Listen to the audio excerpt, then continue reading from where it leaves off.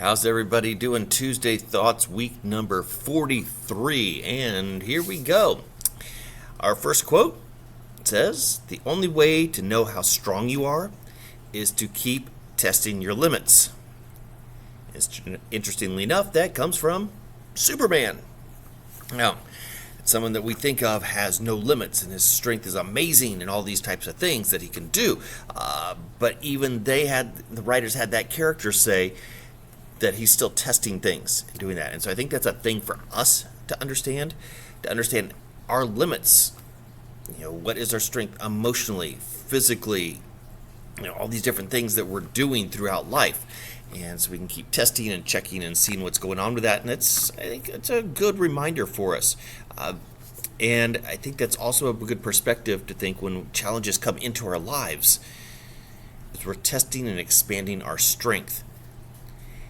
Key thing to remember with this, when you're working with physical strength, you're constantly trying to work out, and so that you can get stronger, you have to keep using more and more weights. Well, if we're going to get stronger emotionally, we're going to get stronger as a leader, we need to challenge ourselves more and more every time to do new things to figure out just exactly how strong we are. Now, interesting enough, the quote that comes along with that, the second one, is "No success can come without failure first." So there's a lesson for us as well, that we're going to learn, we're going to grow, we're going to improve, but we're going to fail as well.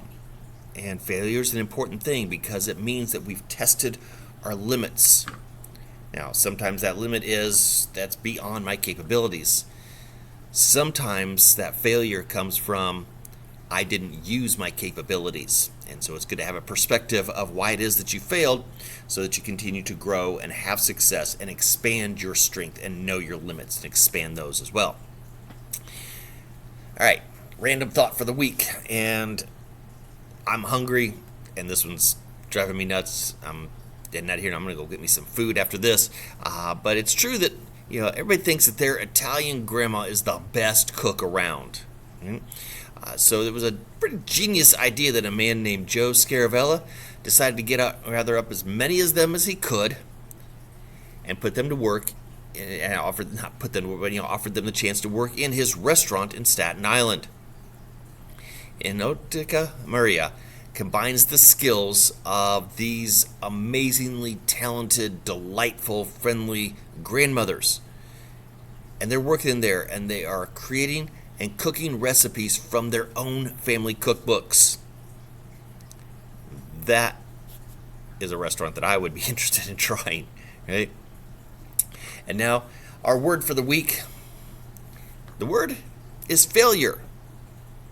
And the meaning is a precursor to success.